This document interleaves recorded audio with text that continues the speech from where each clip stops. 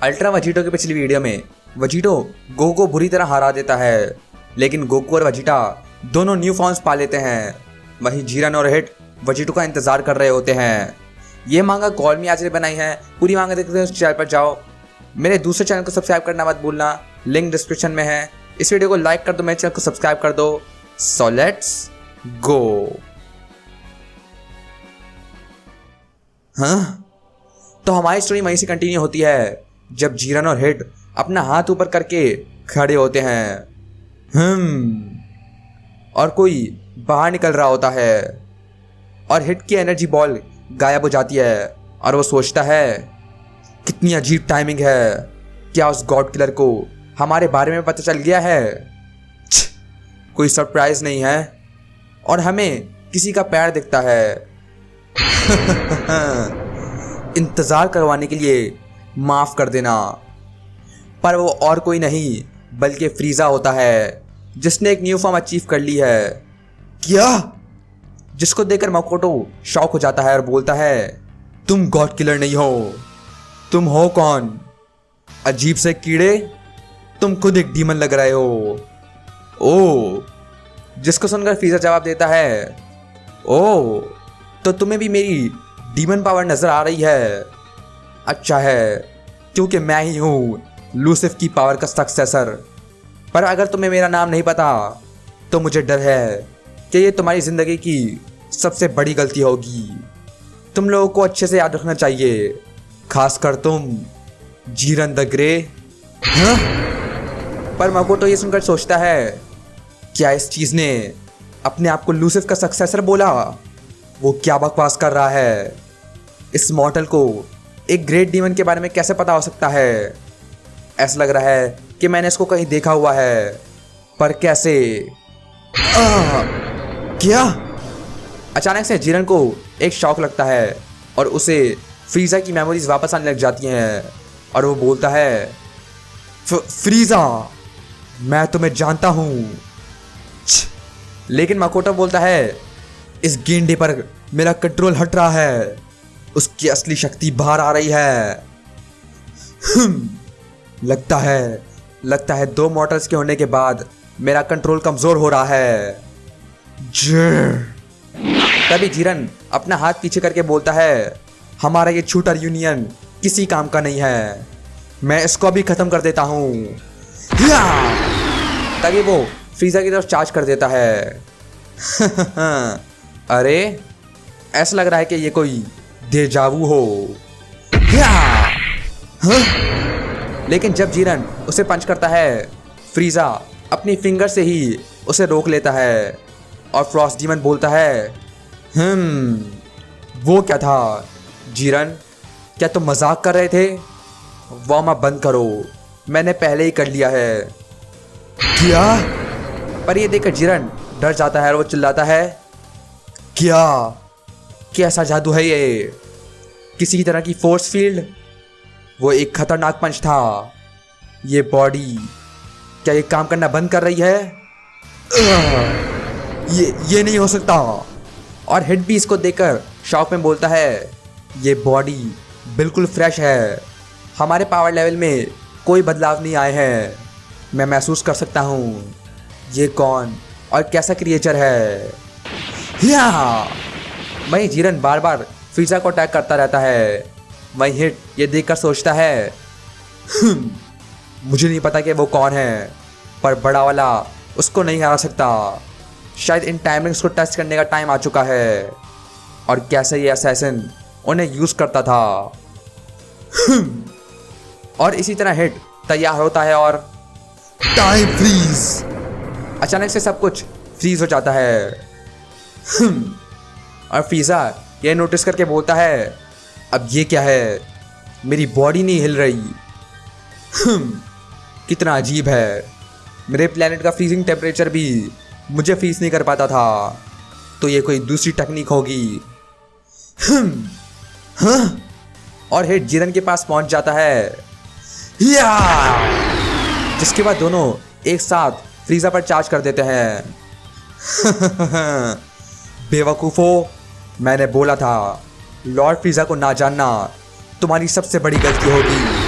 अचानक से फ्रीजा हिट का टाइम फ्रीज भी तोड़ देता है जब तक अचानक से फ्रीजा दोनों हिट और जीरन को बुरी तरह मार देता है, जिससे हिट और जीरन की बॉडी नीचे जाकर क्रैश हो जाती है और फ्रीजा नीचे लैंड होकर बोलता है, अरे अरे, मुझे पता था कि मुझे मेरी ट्रेनिंग का फल मिलेगा, पर ये तो बस शर्म की बात है। उन आंखों से मैं बता सकता हूँ, पर ये मत बोलना कि तुम 5 स्ट्रॉन्गेस्ट के 4th हो, जिसका वो बंदर बोल रहा था। पक्का नहीं। पर ये देखकर मकोटो बहुत गुस्सा हो जाता है और जीरन बोलता है, शायद ये शरीर उतना ताकतवर नहीं है जितना मैंने सोचा था, और लगता है तुम कोई आम मॉर्टल नहीं हो, पर जो भी हो मेरी ट्रू फॉर्म के सामने तुम कुछ नहीं हो। मैं दिखाता हूँ कि क्यों जो ब्लड डीमन को देखते हैं उसके बाद कभी कुछ नहीं देख पाते। और इसी तरह दोनों चिल्लाते हैं और उन दोनों की बॉडीज का ब्लड बाहर निकलने लग जाता है। तुम और गॉड किलर सब यही मरोगे। और फाइनली मकोटो अपनी ट्रू डीमन फॉर्म में आ जाता है। पर फ्रीजा ये देखकर बोलता है, ओ माय, अब ये क्या है? मैंने असली दुनिया में ऐसा कुछ नहीं देखा। ब्लड डीमन कहा तुमने? देखते हैं एक फ्रॉस्ट डीमन उसके मुकाबले में क्या कर सकता है। आ जाओ, मैं तैयार हूं तुम्हारे लिए। जा घमंडी कीड़े। और दोनों डीमंस फ्रीजा को अटैक करने के लिए तैयार हो जाते हैं। हाँ? क्या? तभी वो दोनों शॉक हो जाते हैं। कैसे? और उन दोनों के पीछे फ्रीजा खड़ा होता है, जो कि उन दोनों की टेल को पकड़कर बोलता है, माफ करना मेरे साथी डीमंस, पर मुझे लगता है कि ये दोनों टेल्स तुम्हारे लिए बहुत ज़्यादा भारी है। मुझे पता है क्योंकि मेरे पास भी एक है। ये लो, मैं तुम्हारा वेट कम कर देता हूँ। और इसी तरह फ्रीजा दोनों की टेल्स निकाल देता है, जिससे वो दोनों बहुत चिल्लाते हैं। क्या हुआ? क्या ये वापस चाहिए? और तभी फ्रीजा उन दोनों की तरफ चार्ज कर देता है और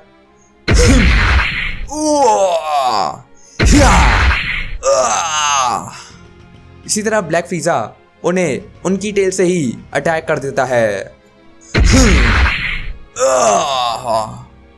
और फ्रीजा एक साथ दोनों को मार देता है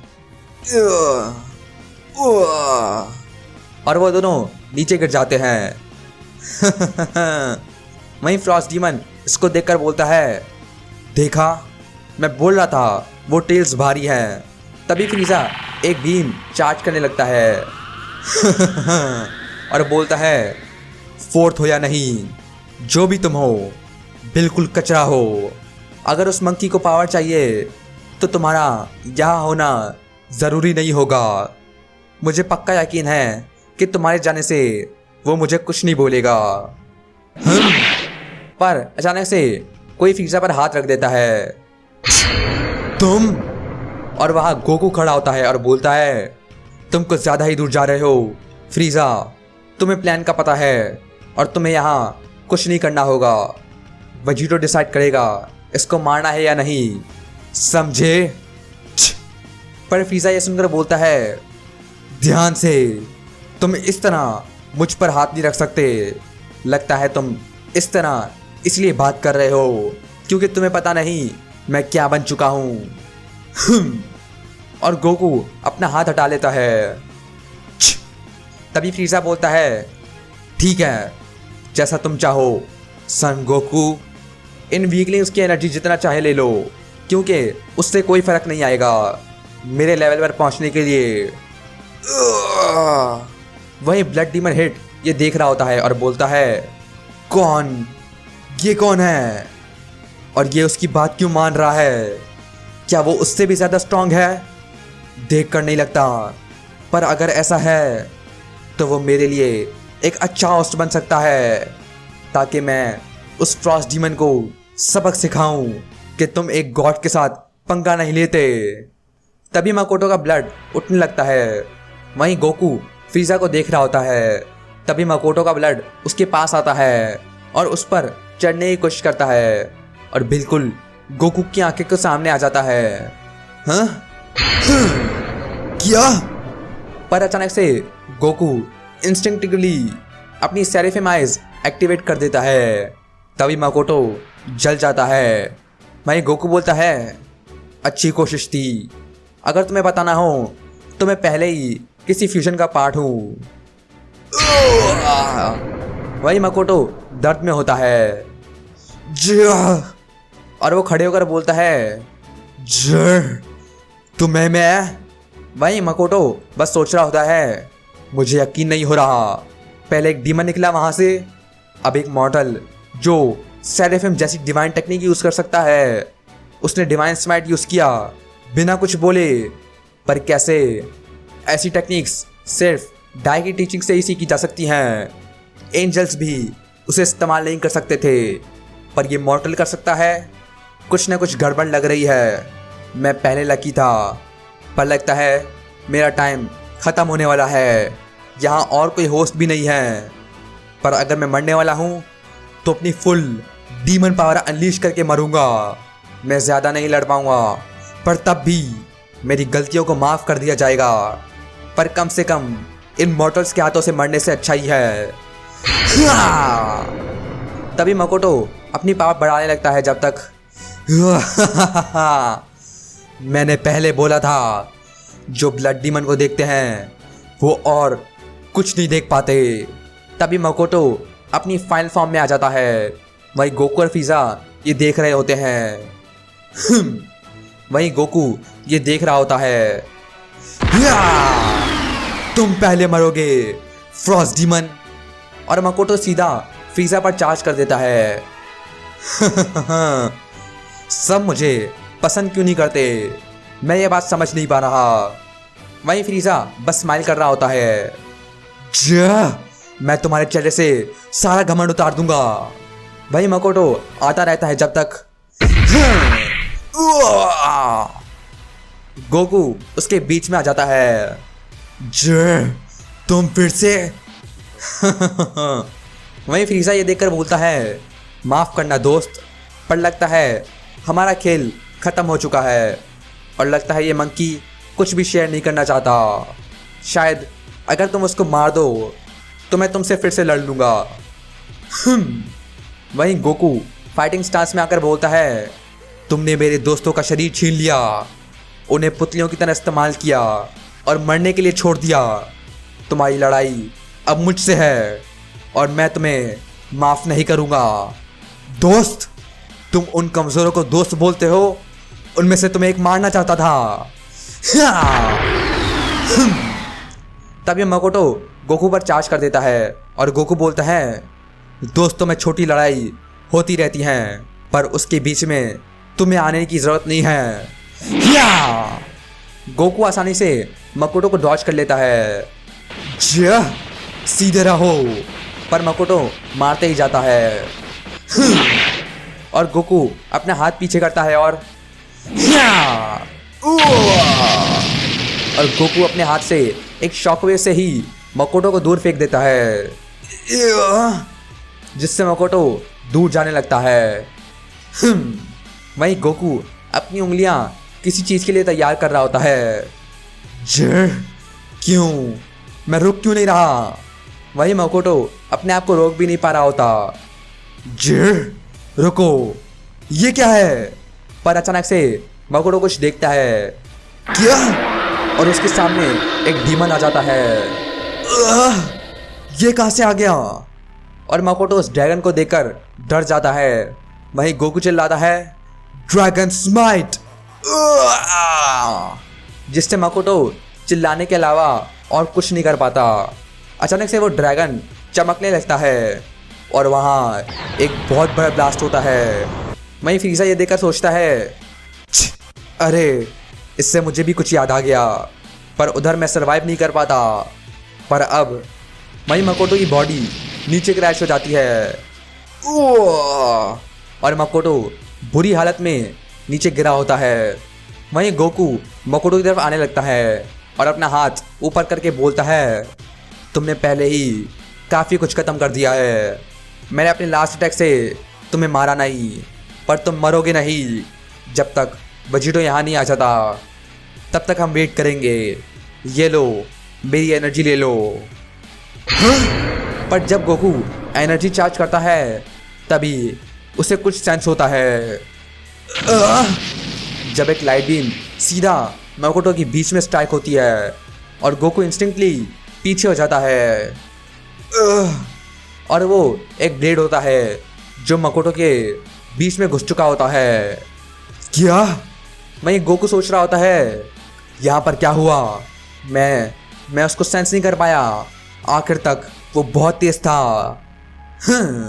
और जब गोकू लैंड करता है उसके सामने एक परछाई खड़ी होती है। डीमंस को ख़त्म करना एक मॉर्टल का काम नहीं है। मुझे नहीं पता तुम्हें वो आंखें कहाँ से मिली, पर तुम्हें ये मुझ पर छोड़ देना चाहिए, 5th ऑफ द 5 स्ट्रॉन्गेस्ट पर। तो गाइस आज के लिए बस इतना ही। अगर तुम्हें ये वीडियो पसंद आई तो नीचे कमेंट कर दो #5th। इस वीडियो को लाइक कर दो। मेरे दूसरे चैनल को सब्सक्राइब करना मत भूलना। अब मैं मिलता हूँ तुम्हें नेक्स्ट वीडियो में।